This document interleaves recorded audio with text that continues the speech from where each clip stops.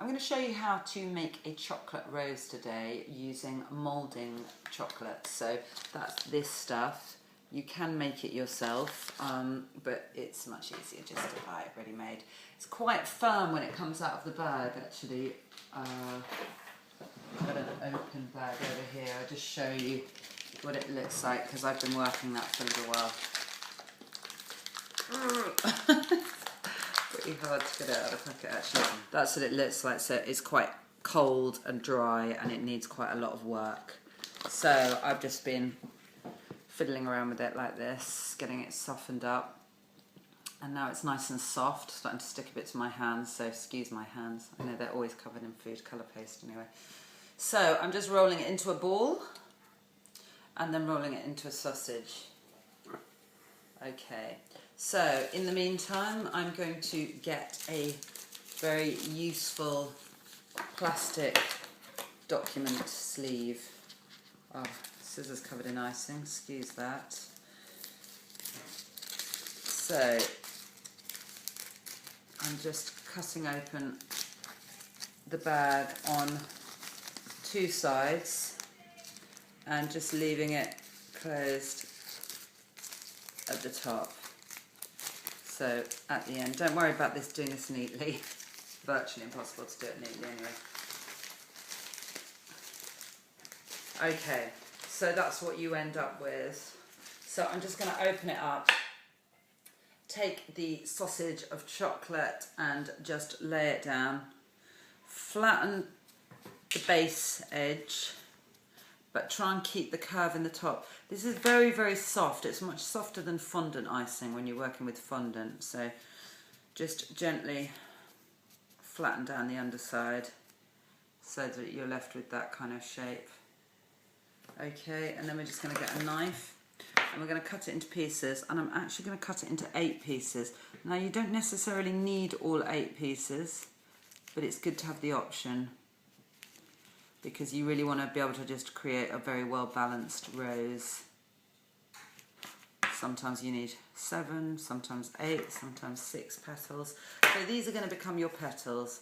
So I'm going to lay them down with the flat edge facing me and the curved edge facing away. Plenty of space between them so you've got room to work.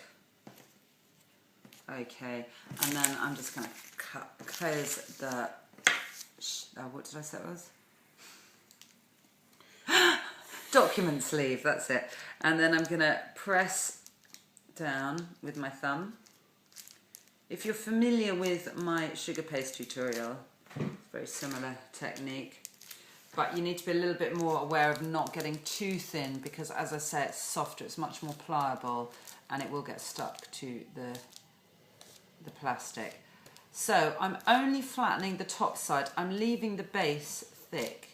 If you don't leave the base thick, what will happen is you'll end up with a very sort of exotic looking flower that will taper in at the base, which isn't what a rose looks like. A rose is kind of a bit more squared, if that makes sense. It's kind of goes straight down rather than down like that. Okay, so the petals are beginning to take shape, thinning them out. As I say, just the tops of the petals.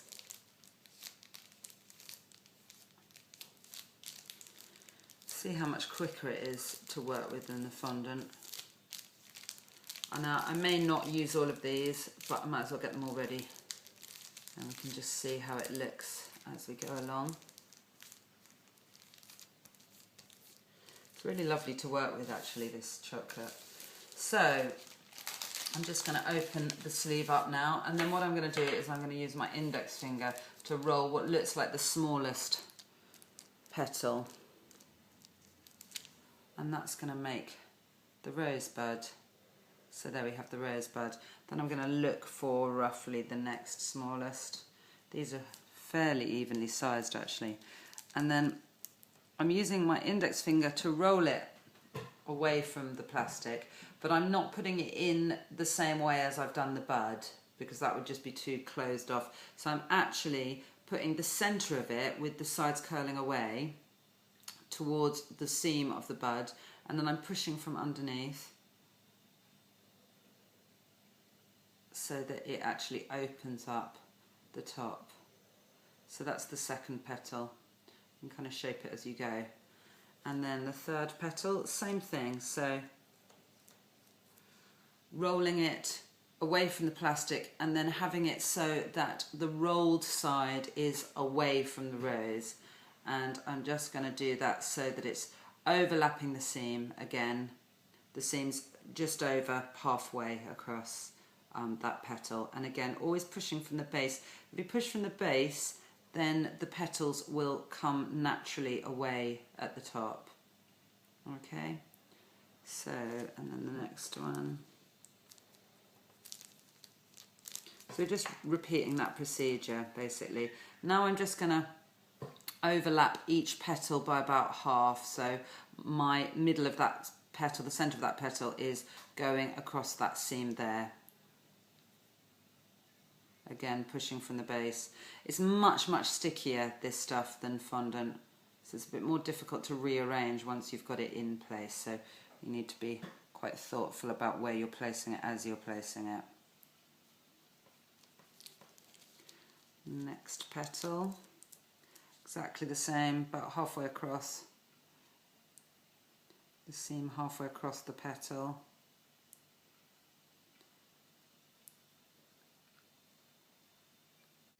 Just arranging the petals as you go. And then I'm just going to take the last petal now and look where that should go. So before you stick it on, you can just move it around and see where would be the best place for it. I think just about there.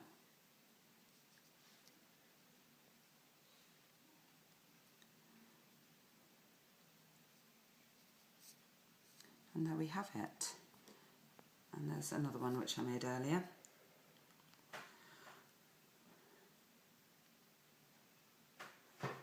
Chocolate roses.